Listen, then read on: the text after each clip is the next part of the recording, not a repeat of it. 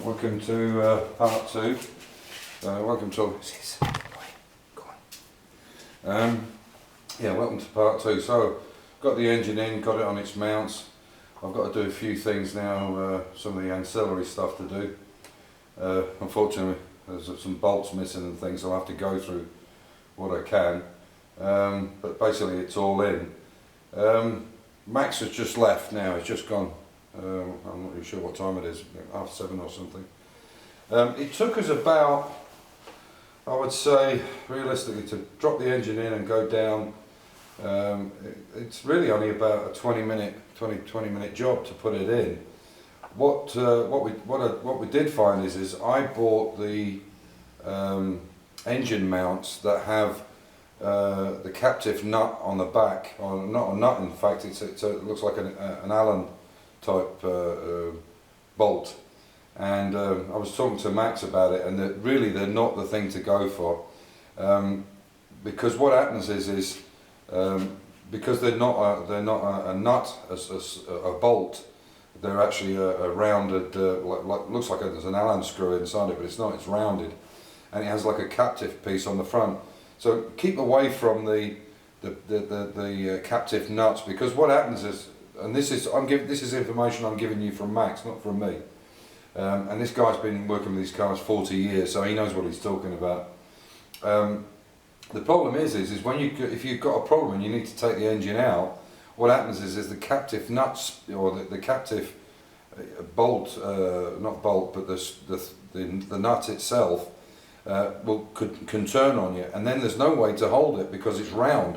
You could hold it with a pair of mole grips, but you can't get them in there.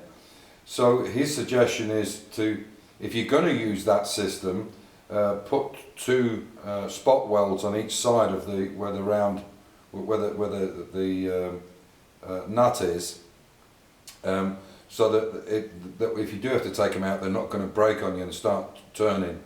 But he's absolutely, he said to me, the best way to do it is go with the old way, where you have the 3 bolts and then or the 2 bolts, and you just push the bolts through as you drop the engine in, and then put the nuts on the inside, which is exactly where they made them in the factory. So that's a really good suggestion. What we did was we put the engine in, and when we got down just before it sat onto the subframe, we put in the manifold. So I'll pick the camera up now and I'll show you how this manifold is, the system I've got on here. Now remember, this was an SPI car, so it had the injection system on it, or a form of injection with an ECU and so on and so forth. So there's a lot of things that have been changed and modified. This has got a Kent cam in it. The final drive now is a 3.44, it was a 3.1, which will work better with the 13-inch wheels. And basically everything was done on it. It was ported, it was valves, it's almost like a stage 2 engine. So it should go like shit off a stick. Unfortunately, Max can't come maybe tomorrow, but I'll get all the other things done. And then we're going to put in the loom, and hopefully we can get it started, I don't know, by the end of the week. It's his commitment to work. He has to go to work, and then he has to drive 100 k's or 50 k's here and 50 k's back. So I'm going to do as much as I can. I'll get the servo ready tomorrow. All the diffs, the pop joints are in now.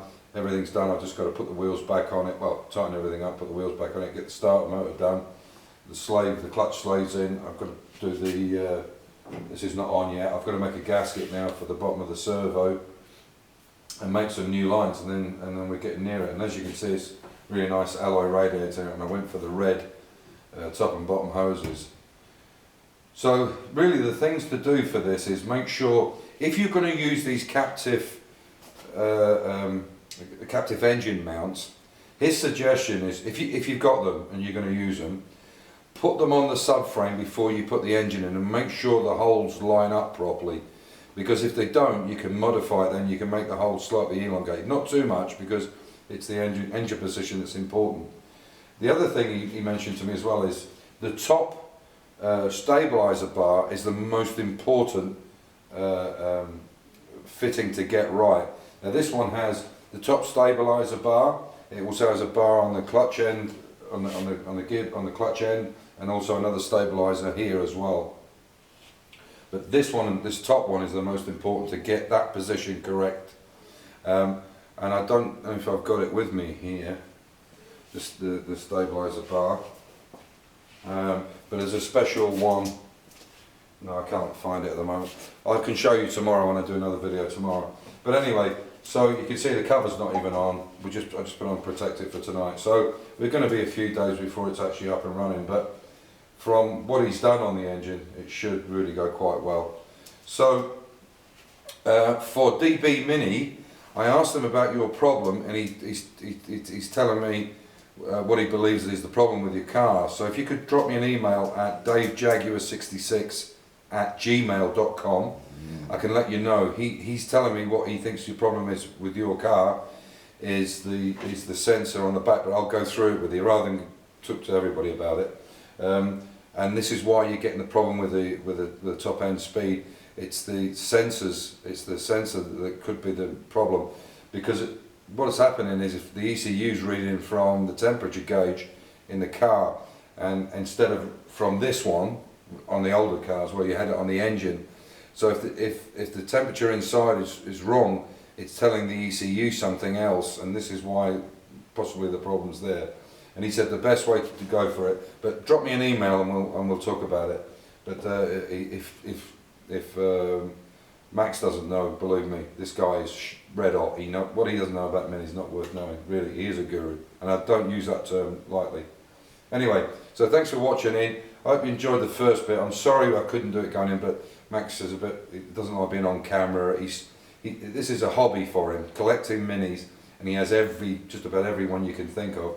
It's a hobby. It's not something he does for a living, and he doesn't really want to be on camera. It's something, everybody's different.